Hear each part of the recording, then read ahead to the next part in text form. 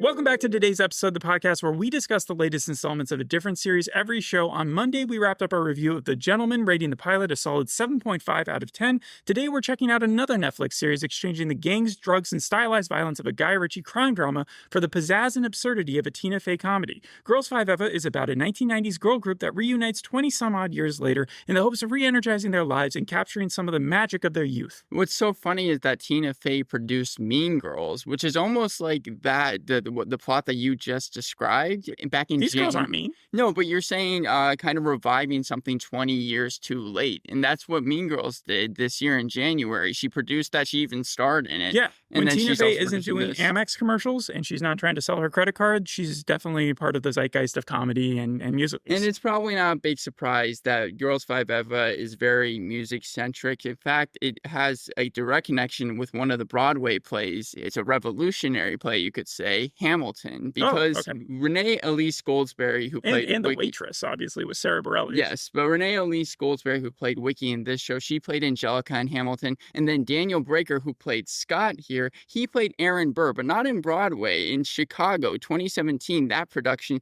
taking over for the one and only Wayne Brady. And after leaving, they replaced him with Jin Ha from Devs and Pachinko. You also have Busy Phillips, who was also in Mean Girls, right? Yes. Like she was in both versions, even the most recent one. Yeah, so the overall theme of this episode, season 3, where Netflix has now picked it up from Peacock. Yes, so we won't talk too much about the cancellation, but it ran for 2 seasons on Peacock, and then in October 2022, Netflix decided to pick it up and actually was able to make a 3rd season pretty quickly. Yeah, it's only 6 episodes. The other ones were 8 episodes. 8 episodes, and they're only 30 minutes long. Yes. But yeah, we're only doing season 3, episode 1, called Fort Worth. The theme of this episode is complacency. So you're off the air for 2 years, you come back and you decide to do an episode about all your characters being not bored, but getting like really attached to Fort Worth because they don't want to move on with their careers. Like Dawn, the main character, Sara Bareilles, she kind of gets super comfortable in not having to manage them anymore. She likes her bath time. They're all hanging out at this divorced dad motel. It's literally a place where divorced dads go and just hang out. That's a lot like Big Mouth. Yeah, it's definitely like 30 Rock. It's like Kimmy Schmidt, that type of humor. And everything is real. Yeah, that's where people got their backup. In fact, that's why they think Netflix picked it up, because the same people that created The Unbreakable Kimmy Schmidt, they already had the connection with Netflix. So that's why people think that Netflix picked this up for a 3rd season. Yeah, so from what I'm gauging, though, they're kicking off their tour, this Girls5eva, made up of 4 women and middle-aged women. And every night they're playing their songs on the stage. They're getting a lot of local attention, but where I guess the one Wiki wants them to move forward and go on to different cities and start their new album and such like that. Every single episode's title is a different place. Like the finale is New York, for example. Yeah, that's actually the twist at the end. So what happens is that Wiki is pushing them the entire time to get off their asses and like get going, make new records, and go to different places. And everybody's sort of like settling in. Dawn is getting really into the next season of The Crown, which is one of the best parts of the show because you're making fun of Netflix, but also they're talking about a fictional season that's gone into the aughts where Prince Andrew has 72 stuffed animals and he's just obsessing over them, and she's getting really into it. And it's like people who watch the British Bake Off. I like that joke. Also, the other characters, Busy Phillips' character, she is kind of like afraid of dealing with Wiki because the last time that she had like one-on-one interactions with her was way back in like 2001, and she accidentally convinced her to go solo at that point, which ruined the entire band. And then the last one is just interested in Gloria. She's the oldest member. She's just interested in getting laid the entire episode. But every time she does sleep with a girl, she then gets feelings for her. And by the end of the episode, Wiki is able to tear them away from that idea by scheduling them in New York at Radio City, November 23rd or 24th, whenever Thanksgiving is, for a big concert. And now for the next 5 episodes, they're going to be touring the world until they finally get to their climax there, where we'll finally get a chance to see all of them sing to their potential, which is really what I think the show should be more focused on than just the comedy. Well, I mean, it's supposed to just be like a musical. How much of the comedy was focused on their ages? It was 80% comedy And most of that comedy was about them being middle life. Because Sara Bareilles is like 45 years old. I'm a very big fan because we did Little Voice at one point, and then I Way did back, like a deep dive into her career, and just amazing what she's been able to accomplish. But like her thing is in the first episode, which I went back to for like to see how it kicked off the entire series. Right. They started with her having a mammogram, and it just reminded me of Monsieur Spade, where they tried to emasculate him to start the series, and they had Clive Owen getting colonoscopy. Yeah. So it starts off with them automatically trying to show them as just this older crew, but at the same time, they all act super immature. So isn't that where some of the comedy is supposed to that's where it's though? like, if you've seen 4 Tina Feys in one 30 Rock episode, that's how this feels. It just feels like different shades of Tina Fey playing in one comedy. It also sort of feels like an SNL skit that just won't quit. Like it just keeps on going and going and going. And that can be a little long-winded. And then the third thing it felt like was a YouTube series that's got a promotion to Netflix, but there's been no bump in the budget because every scene was either in the motel waiting room or the lobby, or in one of their actual rooms, or just that tiny little stage where people are cheering for them. You don't get a lot of independent music that they're doing without it ending in a joke like 30 seconds later, and the cast is very small. So it doesn't feel like Netflix, even though they brought it back, did much in the terms of like trying to update this thing. It's not like when they brought Lucifer in, and then season 4, they just rock that party. Like they just changed the show almost. Well, when you're talking about SNL, Meredith Scardino, she's the person that created this and has ran for things like The Colbert Report, The Late Show with David Letterman, SNL. She even wrote for the Golden Globes, and she did The Unbreakable Kimmy Schmidt, even the Pick Your Own Adventure movie that came out in 2020, as well as Mr. Mayor. Explode 'em. Yeah. It seems like everyone, because even when you're talking about Buzzy Phillips, Angie Tribeca, vice principal, single drunk female, or for example, Paula Pell, who plays Gloria, that's who the New York Times called the scene stealer in like all of the she's the most outrageous of them. And the thing about the show and the comedy is it left room to go even crazier, but it held itself back. So it could have been like the other two, where the main characters are all narcissistic assholes, and then they like every once in a while show a glimmer of heart. Or it could have been like Ted Lasso, where the whole time they are just like they wear their hearts on their sleeves. It kind of went in between that route, and it never achieved either of the greats of either of those shows in this first episode. I think that for an introduction episode on Netflix, it could have done a lot better, is what I'm trying to get at. That said, I'm not like sold away from the series because I knew things going into it. Like, for instance, they'd have these crazy cameos, like the Property Brothers would show up and then they would just like slap them or have some silly moment with them, and then they'd move on. And every season ends with some like independent number that they've actually written, and where you get to hear Sara Bareilles and the rest of them sing to their, like I said earlier, full potential. So it's hard to rate this episode too low because of that, but even as is, I have to say it doesn't pass. It still gets like a 4.5 out of 10 for me. That's surprising because for this single episode, Fort Worth, the cons are that like there's a lot of tropes going on. You've got every single character falling into a specific quality. Like there's the stupid one who is Summer. You have the confident one in Wiki. You have the diligent / smart one in Dawn, and then you have the wild card in Gloria. There's a lot of the middle-aged humor that we talked about, but that's all just immature. The plot is too simple, I think, in the first 20 minutes, where they're just hanging out at a hotel the entire episode, and they're just relying on that being funny enough. They lack the good music in this first episode, where they really could have come in and hooked everybody who wasn't a fan already. I mean, Netflix is a huge platform. This is what people always try to accomplish in that first episode. So start it with like an amazing number. So does it only take place in this timeline? The reason I asked that is because there's a young Gloria. So, right? Okay. That actually makes a little bit more sense. I didn't realize there was a young Gloria, but let's get to my pros. Yeah. It's nice to get back to reviewing a short comedy. We haven't done a lot of comedies this year, so that was fun. The two best jokes was there was the Crown one, where you have Prince Andrews and his stuffed animals, but also the divorced dad hotel. At one point, one of the kids of the divorced dad shows up and starts yelling at the dad about having to get his life together. And then Wiki gets really self-conscious about that. And she goes over there and he's doing the best he can. He's putting everything out there. And then the dad's like, no, actually, I'm not.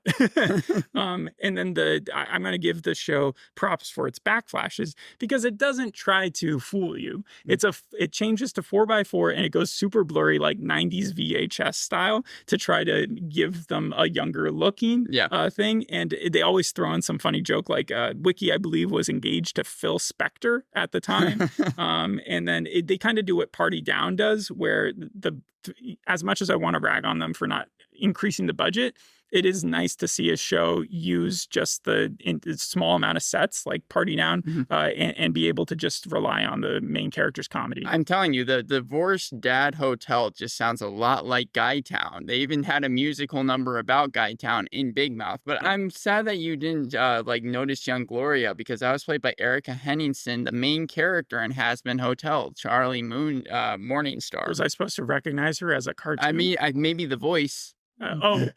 We see little flashes of them singing, but again, I feel like one of the show's drawbacks is that you could have great music attached, and they really haven't taken advantage of that. I think they save up the numbers for the very ending. So like you skip to the Radio City one, I'm sure you're going to get a really good episode there because you get to listen to music that is made for the show. It's gotten good reviews. I mean, I think season 3 just came out, so really you can only trust the IMDb with the first 2 seasons, but it has 7.2 on IMDb, 96% on Rotten Tomatoes, and as far as the season 3 reviews goes with publications, every place is giving it good reviews. The AV Club gave it an A-, and they said that it's one of the best seasons yet, and that also it really is just funny. It set itself up for success because at the end there, it took Wiki, who in the past had been so selfish when she left that it seemed like she was maybe going to choose that route again.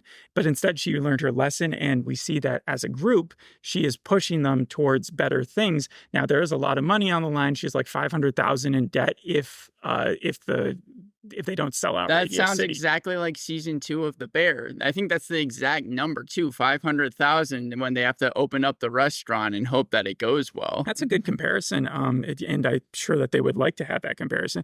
The show knows its audience pretty well. Like, I feel like for those who are already fans, this is absolutely going to be a great season for it. But like I said, I think it started off on a very YouTube series type of atmosphere. I don't think they were ever expecting this to be the best show in the world or anything. I know that it got canceled because it was not drawing the same numbers that Peacock was getting with stuff like Bel Air and Dr. Death. And I think that Netflix, though, is a higher platform for it to get more attention. Also, because of 6 episodes, they decided to make the story, or at least the plot, more story-based. Really? So this is a more okay. Yeah, all right. Because again, they had less episodes to actually work with. The independent jokes, there was one at the very beginning where the girl that they pull on stage that Gloria just pulls in front of her and then sleeps with, it looks exactly like Monica from Friends, when she was hanging out with Bruce Springsteen.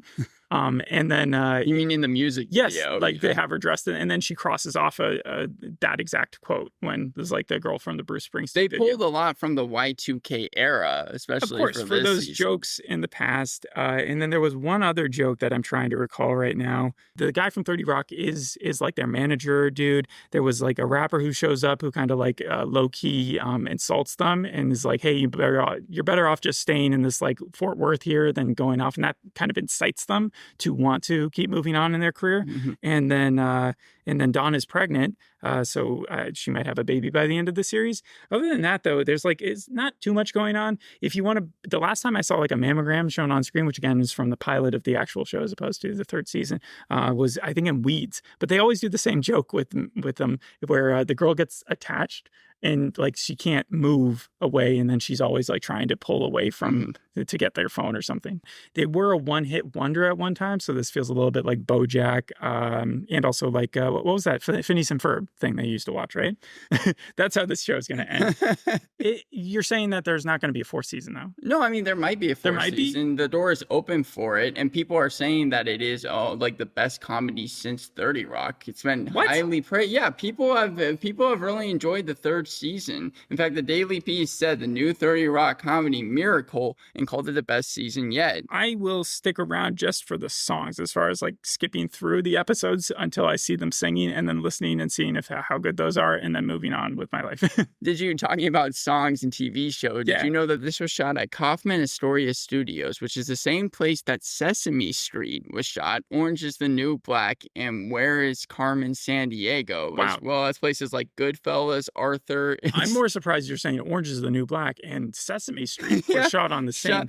Shot in some of the same location. Time? Yeah, in New York City and Queens. The strangest thing about being shot in Queens and like making fun of Texas the whole entire episode is that Fort Worth actually is pretty diverse as a community. In 2019, I Googled this. It said that it was one of the most diverse cities in the United States. And yet, for the entire episode, when they go back to singing, it's always country music. There's always a bunch of country bumpkins. I don't know if they looked up the town before they decided that was going to be where it took place. Did they stop at a restaurant at any time? Because there was a place called Macaroni Rats, and I think that is supposed to be a restaurant that they continue to stop at throughout the season. No, but Don's character does eat chips from a bag that, like Chomsky's, actually says "Divorced Dad Sweets" on it.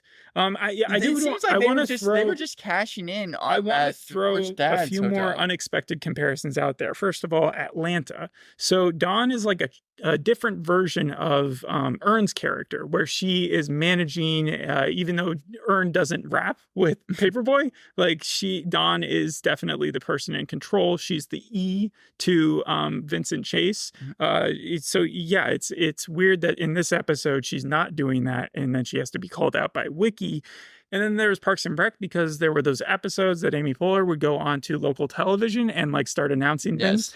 They had a very similar thing happen here, where they went onto local TV and they started talking about how it was going to be called the Returning Tour. Is that how they started off the episode? Yep. And then we jumped right into Texas, where they're singing. I don't even want to call it like a catchy tune or anything, because it was really meant for laughs. I know that later on in the show, they have a lot more guest stars appear. Yeah, so, I know. I've already mentioned it. No, I know. With the Property Brothers, they didn't know if they were actually going to be able to get them. Wait, for real? Yeah, they wrote them in the script, and they were like, "We're probably not going to be able to get them." And then they made some calls, and they decided to do it. They made some calls. They called the number on the screen when the Property Brothers. Yeah. We'd like to talk to, I don't even know what their real names are. I do know that one of them dated the girl from New Girl, Zooey Deschanel, right? Mm-hmm. And so that would be a funny connection if they somehow brought her on board, because she sings too. Well, you know who Sara Bareilles, who she's engaged to? No. Joe Tippett. And I was wondering if you knew who that was, because they were in Mare of Easttown, Dear Edward, As the County Rescue, Monarch, Legacy of Monsters. Well, I remember the County Rescue guy, because he was the one who was drunk, and then he goes back in the second episode, or at the end of the first episode with Edward, if that's the same guy. I think that was. Yeah. No, I think, and then he was also, like a heroin addict or something. He was in that person was in the morning show too. So I was. The John Hamm show, and obviously Jennifer Aniston and stuff. They do a lot of like cringe boomer humor almost, but they're not boomer. They're Gen X, aren't they? This would be Gen X. Yeah. Okay. No, so this is like a very balanced Gen X show. I get it. Anything else you want to add? No, that's Thanks for listening. We'll see you on the next episode. Hope you enjoyed this one. Bye. Bye.